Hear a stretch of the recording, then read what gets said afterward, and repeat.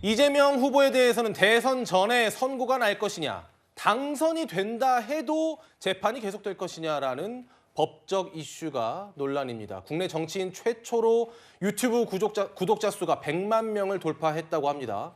100만 명을 돌파하면 뭘 받는다고 합니다. 그게 골드 버튼이라고 하는데 금색 뭘 받나 봐요. 저는 안 받아봐서 모르겠습니다만.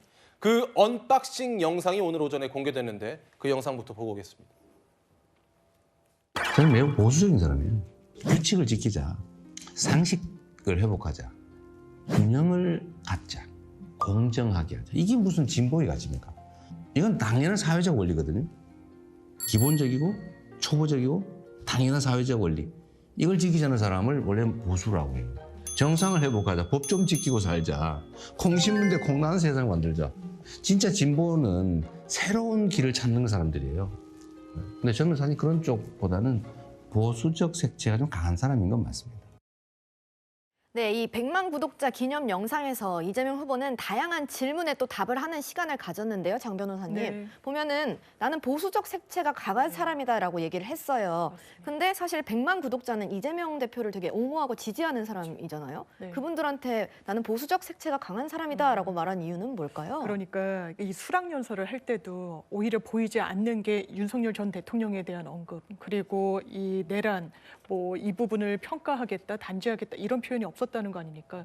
지금 대한민국이 위기라는 데 대해서는 진단이 다 일치할 겁니다. 그러면 이런 부분과 관련해서 국가의 불행을 어떻게 극복할 것인가, 이념에 갇혀 있을 수가 없는 거죠. 그리고 과거에 이재명이라는 정치인을 공격했을 때 많은 이 내용 중에 하나가 이른바 팬덤 정치, 강성 정치, 개딸로 지칭되는 이런 부분에 대한 반성적인 고려가 있는 겁니다. 내가 내 지지층만 보고 가지 않는다. 나는 대한민국을 운항할 선장으로서 진보 보수의 가치에 집착하는 게 아니라 실리와 실용, 그리고 보수 가치라도 공정, 상식, 법치, 법리 이런 부분과 관련해선 뭐 민주당도 당연히 수용해야 되는 부분 아닙니까? 그런 부분을 다시 한번 강조하면서 진보뿐만 아니라 보수 진영까지 지금 건전한 보수, 합리적 보수, 국민의힘의 마음 가닿지 않습니다. 표류하고 있습니다. 그 부분까지 안고 이번 대선을 치르겠다는 선언을 한 것으로 보입니다. 네, 지난 1일 대법원이 공직선거법 사건을 파기환송한 이후에 민주당 이재명 후보는 직접 주민들을 만나며 지역 민심을 전해 듣고 있습니다.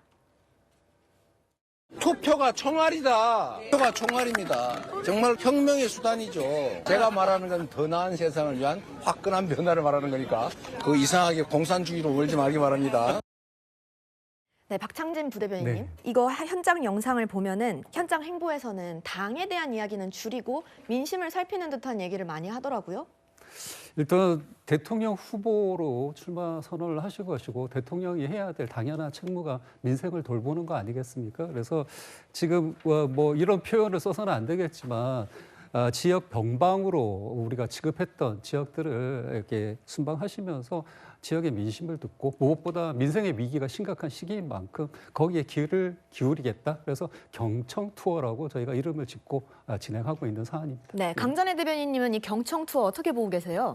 이재명 대표가 어쨌든 당의 대권 후보로서 민생을 챙기겠다라는 의지를 보이는 것은 당연하다라고 생각을 합니다만 지금 국민들께서 듣고 싶으신 부분은 본인의 사법 리스크에 대한 해명이거든요. 당에서 지금 보이고 있는 모습들, 이재명 대표 한 명을 위해서 형사소송법을 개정한다거나 대법관 수를 더 늘린다라고 한다거나 이런 것들이 과연 이재명 대표도 동의하고 있는 것인지 그것이 궁금한 것입니다. 근데 이재명 대표는 지금 뭐 갑작스럽게 또 본인의 신체에 대한 위협들이 있다라고 하면서 방탄조끼를 또 입고 있는지는 모르겠습니다만 저렇게 사람들과 손은 잡지 않고 있는 이런 모습들이 본인을 어떠한 피해자로서 코스프레하고 있는 것은 아닌가라는 생각이 들 수밖에 없는 것이거든요. 국민들께서 정말로 궁금해하시는 부분에 대해서 답변을 하는 그런 경청 투어가 됐으면 좋겠다고 생각합니다. 네, 강 대변인님께서 말씀해주신 모습 저희가 지금부터 보도록 하겠습니다. 이재명 후보는 지지자들을 대하는 태도가 평소와 조금 달랐습니다.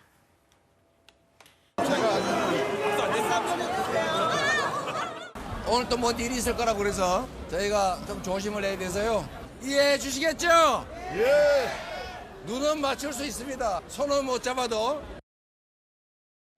네, 이제 페이스북에도 이렇게 손을 못 잡는 이유에 대해서 얘기를 한 겁니다. 어떻게 하다가 세상이 이렇게 됐는지 모르겠다. 한 분 한 분 손을 꼭 잡고 싶었다라고 얘기를 했는데요. 박 부대변인님, 무슨 일이 있었던 거예요? 아시다시피 이전 사례가 있지 않습니까? 2024년 1월에 정말 생명의 위협이 아니라 실제적 생명을 앗아갈 뻔한 사건이 있었습니다. 계속해서 이런 그 위협이 존재하고 있고 저 또한 비슷한 일을 겪어본 적이 있는데 이런 트라우마가 생기고 나면 정말 힘듭니다. 근데 실질적인 위험이 계속 노출되고 있고 이거는 지금 현장에서 수행하고 있는 그 수행단이나 또 경찰 이런 안보와 관련된 보안과 관련된 행동을 하고 계시는 분들조차 계속해서 워닝을 주고 있기 때문에 저희가 당연히 조치를 해야죠. 만약에 가장 국민들이 지지하고 있는 유력한 대선 후보가 불의의 일을 당한다는 건 국가 전체의 문제 아니겠습니까? 당연히 우리 국가가 대응해야 될 일이다라고 말씀드리겠습니다. 네, 그런데 이 이재명 후보가 경청 투어를 이어간 지역은 민주당 열세 지역이라는 점이 굉장히 눈에 띄는데요. 구 부장님, 네. 저희가 이걸 어떻게 해석하면 좋을까요? 민주당 열세 지역을 가서 더 많은 지지를 획득해야 6.3 대선에 당선할 수 있지 않겠습니까? 이 선거 전략적으로는 당연히 필요한 일을 이재명 이 후보가 하고 있다 이렇게 볼 수 있을 텐데요.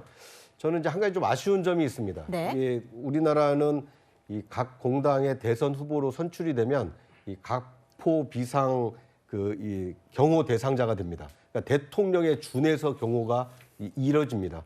그 앞뒤로 경호 차량도 붙고 이 근접 경호하는 사람들도 경찰에서 대거 파견을 합니다. 그리고 대한민국은 많은 외국에서 인정하다시피 굉장히 안전한 나라입니다. 그런데 유력한 대선 후보가 자신에게 있을지 모르는 그런 테러 위협이 있다라고 해서 주권자인 국민과 악수조차 못하는 이 상황을 우리 국민들이 어떻게 볼 것이며 외신들은 또 어떻게 볼 것인지 안타깝습니다. 저는 오히려 더 많은 경호 인력과 더 많은 경찰 그리고 필요하다라면 대통령 경호처까지도 지원을 받아서 안전하게 유세를 할 수 있도록 보장을 할 필요가 있지 않은가. 오히려 저렇게 혼자 몸을 사리는 모습을 보이는 것은 오히려 후보 자신에게뿐만 아니라 대한민국에 대한 안전 대한민국에 대한 이미지가 나빠질 수 있기 때문에 한 번쯤은 재고할 필요가 있지 않나 하는 생각이 듭니다. 알겠습니다.